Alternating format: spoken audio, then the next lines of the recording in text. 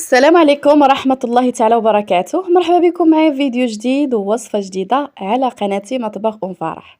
اليوم حبيباتي غادي نشارك معكم طاجين سوسي، يعني ديال الشلوح باللحم الغنمي مع مطيشه والبصله والزيت البلديه اللي كيجي رائع بزاف، كيجي لذيذ ما تشبعوش منه. وغادي نعطيكم السر ديال البنه اللي فيه وحتى باش تجيكم اللحيمه رطبه دايبه بحال الزبده. فكنتمنى تبعوا معايا الفيديو الاخير وما تبخلوش عليا بلي لايكاتكم، شجعوني البنات بالتعاليق، واللي مازال مشتركه في قناتي تشترك، مرحبا والف مرحبا. ونصليو على نبينا كيف العاده. عاد نبدا معكم الفيديو. فاللهم صل وسلم وبارك على سيدنا وحبيبنا وعلى اله واصحابه اجمعين. بسم الله على بركه الله. اول سيره البنات هو الطاجين ديالي غنطيبو فوق الفاخر، يعني الطاجين اللي طايب فوق المجمر راكم عارفين المذاق ديالو كيجي هائل بزاف، وراه كتلاحظوها في المطاعم ملي كناكلوا شي طويجين كيجي لذيذ بزاف بزاف لانه طايب اختي فوق الفاخر وعلى المهل.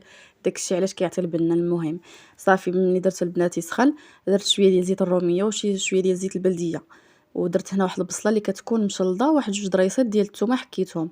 صافي هنا غادي ندير اللحيمات ديالي. بالنسبه لبنات البصله هي اللي كتعطينا هذيك التغميره في الطويجين ديالنا، كيجي معلك وكتجي المريقه ديالنا خاتره وكتجي بنينه بزاف، يعني ديروا هاد الطريقه هذه.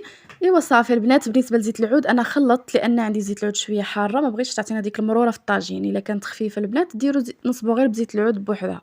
صافي من بعد ما استفت اللحيمات ديالي كندير هنايا الملحه اللي كتبقى على حسب الذوق.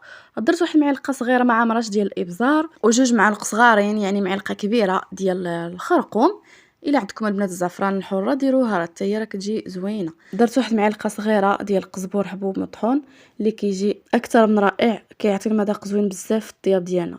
صافي درت واحد المعلقه صغيره ديال التحميره، وانا غادي ندير قزبور ومعدنوس مفروم، وغادي ندير واحد شويه ديال القعقله وبسيبيسه، كان عندي غير واحد شويه ضفتو. غادي نغطي على الطاجين ديالي وغادي نخليه حتى كيتقلى مزيان. وهنايا من بعد ما كيتشحر ليا الطاجين كيف شفتوا معايا كنشم ديك الريحه زوينه وكيتقلاو ليا دوك اللحيمات. ضروري هذا هو السر الثاني باش كيجي الطاجين ديالكم بنين ولذيذ، هو فهاد التشحيره هذه. خليو اللحم ديالكم تقلى مزيان، يعني تشحر مزيان مزيان فهاديك البصيله وفهاديك العطريه، يعني ما تضيفوا حتى شي حاجه حتى كتقلى مزيان هذيك اللحم، يعني حتى كتقرب يدخلها الطياب. الا لاحظتوا معايا الطويجين طاب في المريقه ديالو، ما زدت لا مرقه لا حتى شي حاجه، يعني ما زدت لا ما لا والو، لان ديك البصيله اللي درنا لتحت لقات لينا الماء، واللحم حتى هي راه كتطلق الماء ملي كيطيب على المهل، كتطلق على ديك المريقه غير بوحدها. صافي هنايا غادي نزيد البصله، يعني زدت هنا واحد جوج بصلات كبارين اللي قطعتهم هكا شنانف. بغيتو تقطعوهم هكا دوائر قطعوهم، لكم الاختيار. غادي نغطي عليهم بما كنوجد المطيشه وكنوجد دوك المكونات الاخرين. صافي هنا غادي ندير شويه ديال الزيتون. هنا عندي الزيتون البلديه اللي كتعطي واحد المذاق زوين بزاف في الطاجين، يعني هذيك اللي كتصاوبوا في الدار كتجي زوينه بزاف. الا ما كانتش ماشي ضروري، غير الا كانت متوفره. الا كانت ديك الزيتون الاخرى ديروها، لكم الاختيار. غير هذه سبحان الله كتعطي واحد المذاق زوين بزاف. صافي هنا غادي ندير مطيشه، غادي نحطها هكا دوائر كيف شفتوا معايا. بغيتو تقطعوها كمربعات اولا تحطوها هكا اللي بغيتو. هنا غادي نزين بشويه ديال القزبر ومعدنوس من الفوق، كيعطي واحد تزيين زوين وكيعطي حتى المذاق. وضروري من واحد جوج مزيودات ديال الحار اللي ضروري منهم. انا عزيز عليا الحار، كيعجبني نديرو هكا في الاطباق ديالي بحال الكسكسو بحال الطاجين. المهم كيعجبني الحار بزاف. صافي هنايا غادي نزيد واحد شويه ديال الملح، يعني غادي نملح هذيك البصله ومطيشه باش ما كيجيوش باسلين، وشويه ديال الابزار من الفوق.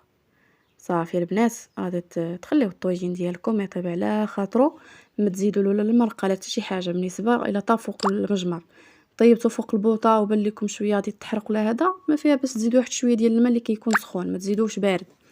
صافي كتخليو الطويجين ديالكم يطيب على خاطرو حتى كيتعسل وكيطيب، كتولي ديك اللحيمه بحال الزبده.